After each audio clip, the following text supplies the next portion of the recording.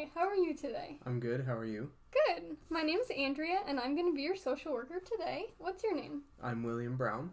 William? Do you like to go by William, or do you have a preferred name? I go by Steven. Steven. Yeah. Okay. So today I'll be conducting an evaluation session.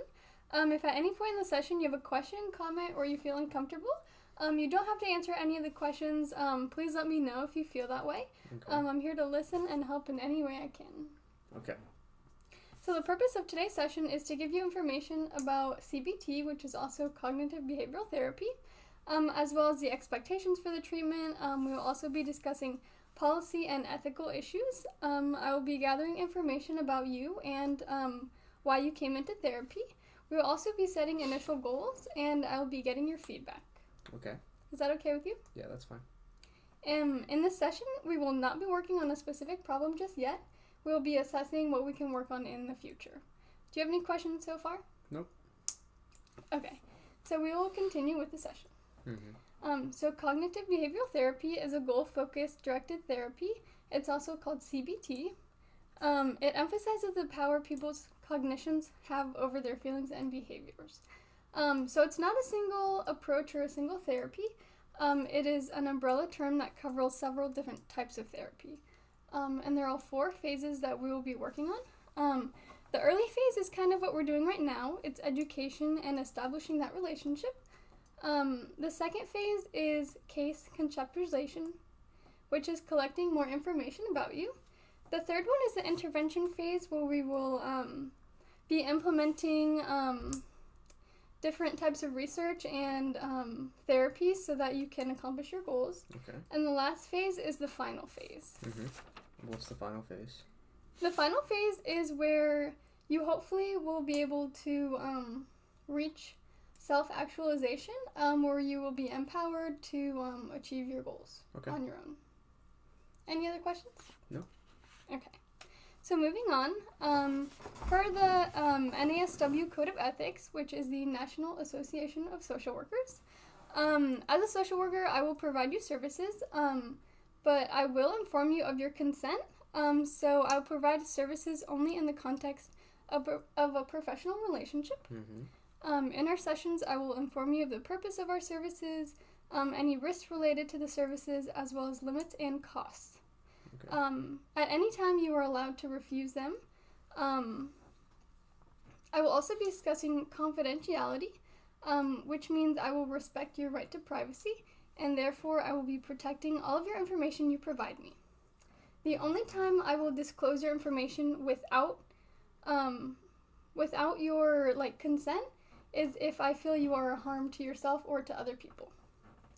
If any other parties become involved, such as a health clinic, you get sick and you have to go somewhere, I will review it with you and request your authorization before I give them any information. Okay. Do you have any questions? Nope. So moving on, why did you come in today? I'm really stressed and have a little bit of anxiety, just in general. I don't even know. Okay. So what makes you feel anxious? For the most part, when I have a deadline coming up, I didn't used to feel anxious, but then I got to college, and I don't know, just the pressure of everything kind of got to me, and yeah, I just start to get really shaky and can't really think straight or anything. Okay, so you said the pressure of everything got to you. What does everything include? Well, my parents, they're pretty demanding, and thinking about my future and what I'm gonna do with my life after college, which is very soon. So yeah, just I guess myself and my parents are part of that everything mostly. Okay. What do your parents demand from you? They want me to go to grad school, but I don't know if I'm going to be able to go to grad school, and I don't really know how to tell them. Mainly because of my grades now that I've graduated already.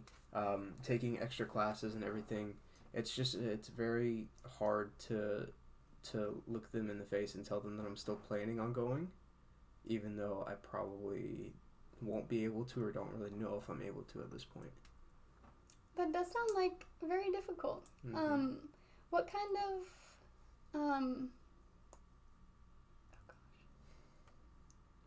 So you said your grades were kind of holding you back from grad school. Mm-hmm. Was that because you were anxious in school? Did anything affect your grades? I am very anxious in school. I don't take tests very well, even though I can do well on them. I just don't for some reason. I don't know. Even when I study, I feel like I just don't learn anything, and I don't really know why. I was part of a campus organization for a while, and I guess that kind of took away from everything. I wasn't able to focus on my schooling as much, and I guess my parents didn't really mind because I was still a part of something. They didn't really see my grades suffering that much, I guess. I don't know. That makes sense. Yeah. What kind of campus organization were you with? It's called the Baptist Collegiate Ministries, the BCM.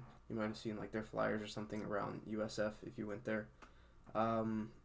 We basically just went around campus and told people about Jesus, and we had a thing every Thursday that we had to be, like I had to be at least, and that was kind of stressful sometimes. So like with the extracurriculars I did, I don't know, it was just very stressful to find time to study and things. Okay, that makes sense. I have heard of the campus organization you were with. Would you say faith is a big part of your life? Yeah, it's a pretty big part. I went to church like my whole life basically. And then when I got to like freshman year of college, I didn't really go at all. But then I came to USF and I started going again. So yeah, it's been pretty big. I mean, I went to a Christian school growing up, kindergarten through high school, so like 14 years. So it was a long time. So yeah, it's been a big part. Okay. So I hear that you're saying that faith is a big part of your life, but the campus organization kind of took away that focus from school and everything else. So it does seem like faith is a big part of your life. Do you think going to church and things with your faith makes you less anxious? Sometimes not. I don't know. I haven't really been in a while, so like I don't know if that affects it at all.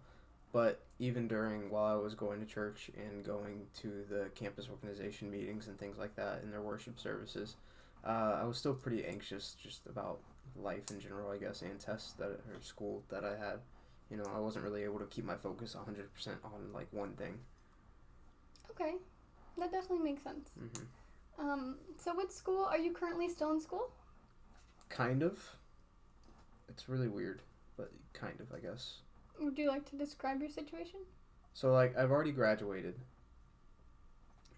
with a bachelor's degree, but I'm still taking classes in order to go to grad school. But like I said, I don't know if I'll be able to go to grad school.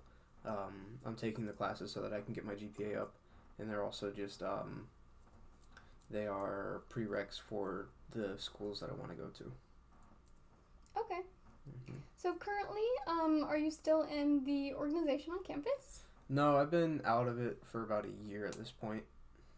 Yeah, right at a year. Once I graduated, once I got done with my spring term last year, I graduated in August. So once I got done with the spring term, I just decided it was time to let somebody else be a part of the organization, like an intern, and that it was just time for me to step away for a little bit. Okay. And stepping away from things is generally not a bad thing. Do you feel that it has helped your anxiety? No. Yeah. So is it about the same? Yeah, it's about the same.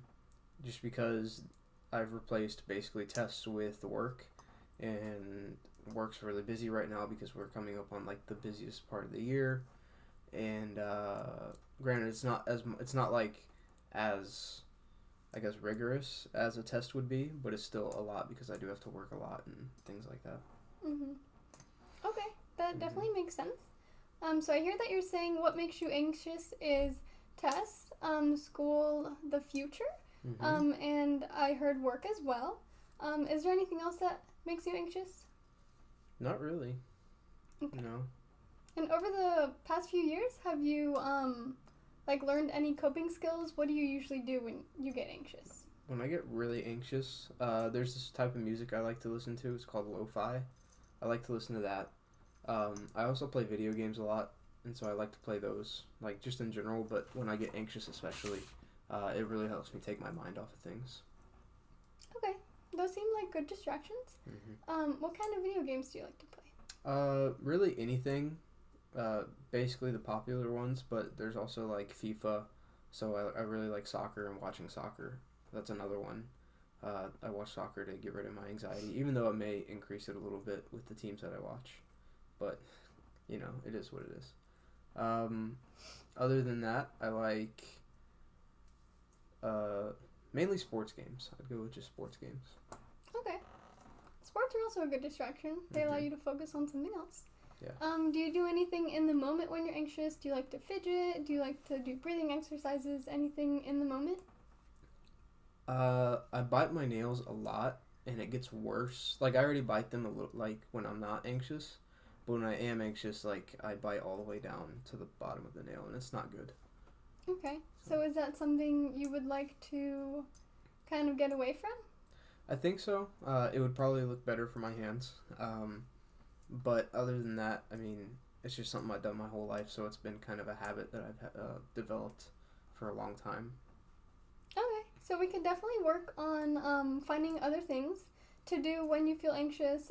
We can discuss like doing breathing exercises or getting little toys that you can fidget with instead of biting your nails. Mm-hmm. Is that something you're interested in? It could be, yeah. Okay, so we can definitely discuss that in the future. Is there anything else you'd like me to know about your anxiety, about your goals, anything? I don't think so. Okay. So after discussing CBT and what the sessions will look like in the future, each week we'll just go through how your week went. Next week we will be discussing more of the coping skills and what you can do, as well as like if anything happened over the week that made your anxiety go up. Do you have any other expectations for treatment? No, not really. Okay. And do you have any specific goals that I can assist you with besides anxiety? Besides anxiety, I don't know if it would be a part of it, but helping me get things done on time, that might be part of anxiety. Because like when I think about doing things, I put them off even longer. So that might be a good way to help.